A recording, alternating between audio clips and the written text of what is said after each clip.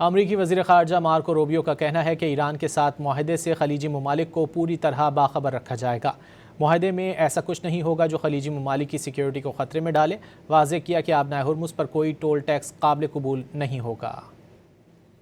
This is a long-term relationship. We've been here for decades, this is not a new relationship between our countries.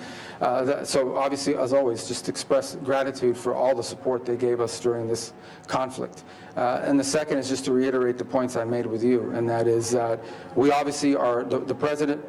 The United States, if we can make a deal with Iran that's good for everybody, we want to do it. We're going to give it every chance to succeed, but also to make the point that we're not going to do anything or agree to anything that they're not aware of, that our partners in the area are not aware of, that our partners in the area are not aligned with, and that in any way could undermine their security and their stability. So to reassure them of these points, the same points we made in the GCC meeting, said fees and tolls are the same thing to me.